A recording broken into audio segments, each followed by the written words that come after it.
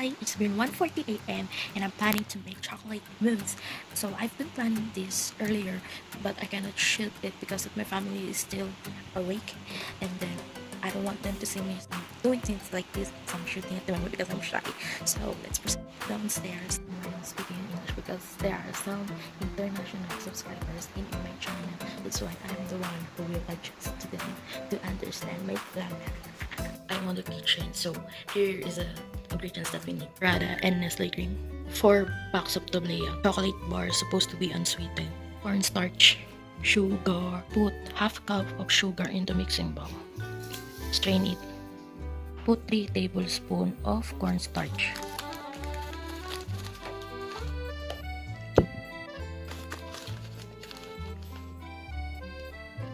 Now I have this product of tablea, so I'm just gonna use the 3 pieces of this because 15 grams equivalent to 1 tablespoon. We only need 3 tablespoons of tablea. After putting the tablea, you must stir it again to remove the excess. After stirring, you must mix it well with the whisk.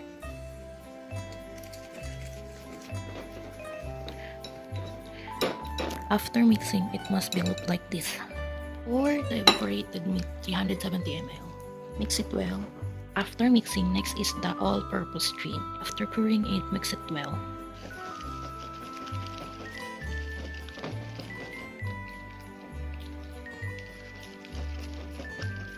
Grab some pan with a strainer and then strain the mixture like this to remove the excess product again. Mix it while preparing your chocolates. Turn on your pan, put it on a low heat fire, and then put your chocolates and wait it to melt. Then stir it. Stir it and stir it and stir it and mix it until it melts. Chocolates are melt. You must stir it until 3 minutes, and then prepare your dish and put some plastic wrap, or what we call it, cling wrap. So I don't have any of that, so I provide some alternatives. You can also use some parchment paper. Need to pour it gently. Mix it to remove the bubbles. I'm gonna do this to remove the excess and to be flatten the product. Fold it side by side, and now it's ready to put it on the refrigerator. And now we're done. We're just gonna wait for 6 hours to see the result. So see you tomorrow. So now it's been a couple p.m. It's time to see the result of what we made. Sorry for my voice because I can't speak louder because my battery is already just up. And then now he's on the back of my door doing some shit on the computer.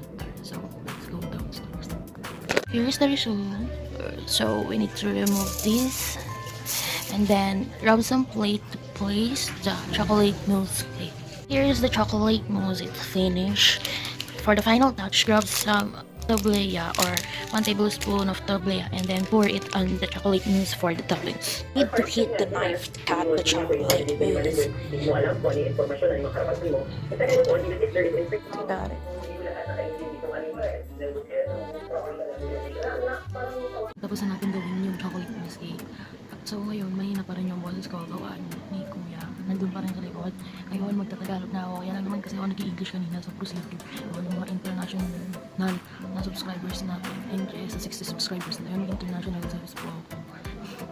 Kaya nagdalicha-licha ako na ako sa buhay ko kaka-English. Ngayon, susunod na ulit. Sa susunod, medyo kaganahan ko na kasi ngayon hindi ka umapag ka na gano'n kasi pandun sila. Kaya ano sila, yung una, ayokong narinig nila ako nag-vlog or nag-short. Kaya pansin mo natin yung background ko ay nasa likod ng cabinet. Ay, nasa cabinet na sa kwarto ko to actually. So, yun lang sa akin sa gawin natin yung chocolate na sa yun. Masarap yung so masarap na lang yung pinakanan ka, mabali siya maglaga. Parang lusog mo siya, nasa talaga sa pagkatas yung maitas na talaga siya nila sa isno pag nasa natin. So, yung ginawa ka ay good to 4 to 5%. Depende din pa sa pinakalagay mo. Mas manipis na lagayan ay mas marami masunod. Basta solid siya.